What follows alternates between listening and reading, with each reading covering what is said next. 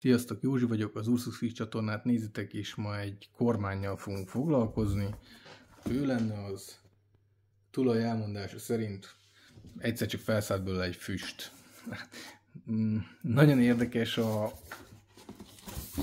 megfigyelni a dobozon, hogy 220-240 volt azt írja, hogy ilyen verziójú, ami nekünk azt jelenti, hogy váltakozó áramból állít elő egyen áramot, és hogyha felszállt belőle a füst, akkor valószínűleg valahol ott kell keresni a problémát a tápegység környékén. Ezt fogjuk most megkeresni, megnézni. Ritkán készítek videókat az ilyen nagyobb eszközökről, megmondom őszintén, mert elég nehéz videózni őket, és nehezen férek hozzá, közben videózni is és hozzáférni is, de úgy gondoltam, hogy ez talán egy érdekesség lehet nektek, egy ilyen kormány, megmutatom, hogy milyen hibája lehet neki, mikor, erről beszéltem, milyen hibája lehet neki, mikor a füst felszáll belőle. Na, nagy nehezen sikerült róla eszkábálnom a vezetékeket. Első körben most a rengeteg csavart kicsavarom, és aztán megnézzük, hogy mit találunk belül. Ahogy a mondás tartja, lustaság, félegészség. Ennél jobban nem fogom most egyenlően szétbontani. Innen már érzek is valami füstszagot. Ha megnézitek, akkor a 220 az itt jön be, és akkor ebbe az adapterbe megy bele. Itt pont hozzáférek még a csavarokhoz, anélkül, hogy teljesen szét kéne bontanom, és belenézünk ebbe. Szinte biztos vagyok benne, hogy itt lesz a hiba. Jó, így tudtam kifordítani, és akkor itt már hozzá lehet férni a burkolatnak a csavarjaihoz. Na, ott már látjuk is a füst okozóját. Itt lesz a hiba, itt össze vannak égve az alkatrészek, ehhez kell most hozzáférni. Na, így már kipattintva, nagyon jól látszik. Teljesen szétrobbant egy dióda. Ki kell forrasztanom most. Aztán megpróbálom beazonosítani, hogy pontosan milyen típus, és akkor innen folytatom majd. Itt van kiszerelve az alkatrész, ez így már egyből közelebb áll a szívemhez. Sokkal könnyebben lehet kamerázni, és sokkal jobban hozzáférhető. Ha megnézitek, akkor ő lesz a cserélendő alkatrész. Letisztítom, megnézzük, hogy pontosan mi ez, feltehetően ugyanaz az alkatrész, mint ez. Kicseréljük, és akkor elvileg kész is. Ha ti szeretnétek esetleg javításra küldeni nekem kontrollert, akkor a leírásban megtaláljátok a linket, illetve hardware aprón megtaláltok, majd azt is belinkelem, ha szeretnétek esetleg felújított kontrollert.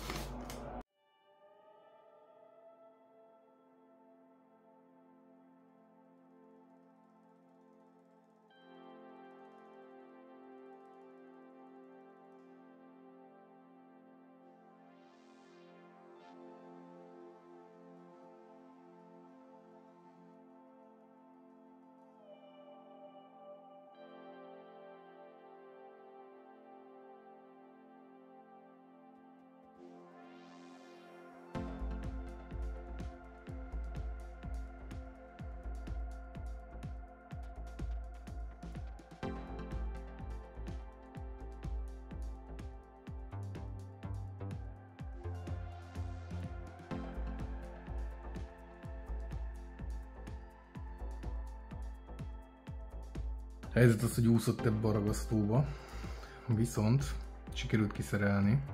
Most ugye azt kéne megnézni, hogy maga a pedek azok sérültek-e.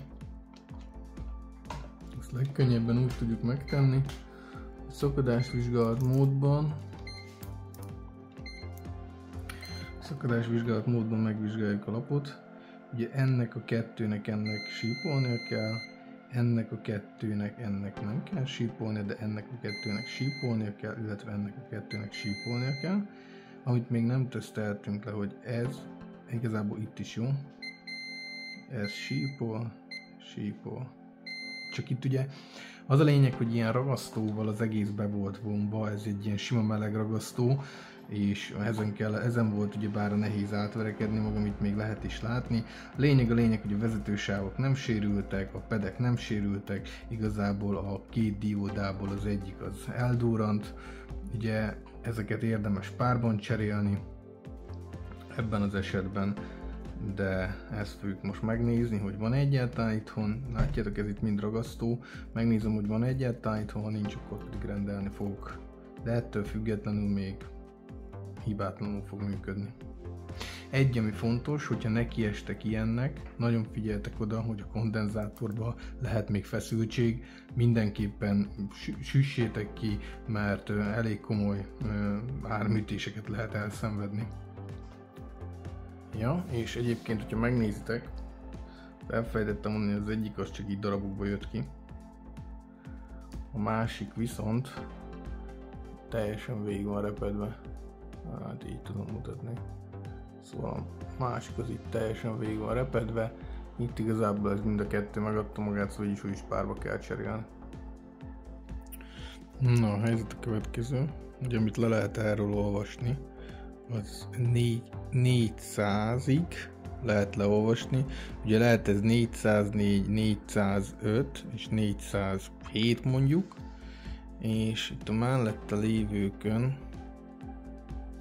hát ezen nem tudom, itt csak az IN látszik ezen az oldalon, most még nem szereltem ugye, de ha ide benézünk, itt 2 darab nulla mögött van egy 4-es, tehát ez egy IN 404-es dióda, ebből kell 2 darab. Van itt egy csomó dióda, persze tökéletesen ugyanaz nincs, de van itt egy olyan, amit úgy hívnak, hogy FR 207.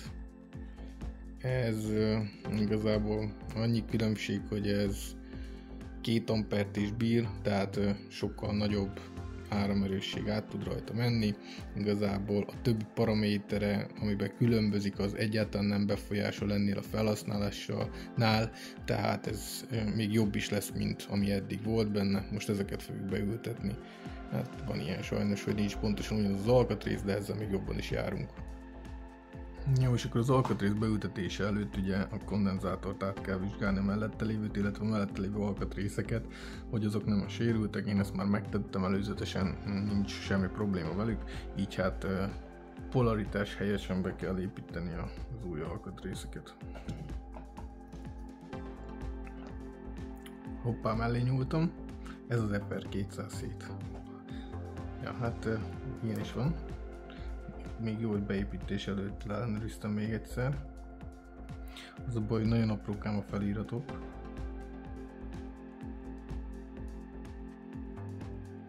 Megnézitek az FR207-nek, ez a méretben is van egy kis különbsége, picivel nagyobb. Ugye ez akkor számít, hogyha kevés a helyünk a nyákon, de itt el fog férni. Ki is veszem a 2 darabot.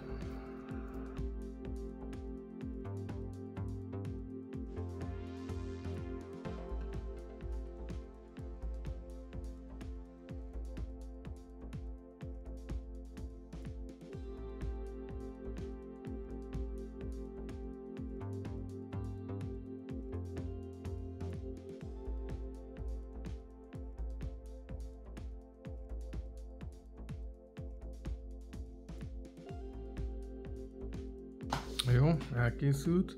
Itt összeforrasztottam a 2 lábat, mert egy icipicit a nyákról elkezdett leválni maga a vezetősáv. Hát itt azért gondolom komoly hőmérsékletek voltak, de így már biztosan nem lesz vele probléma. Abszolút jó a kontakt. És akkor most az a rész következik, hogy visszaépítjük.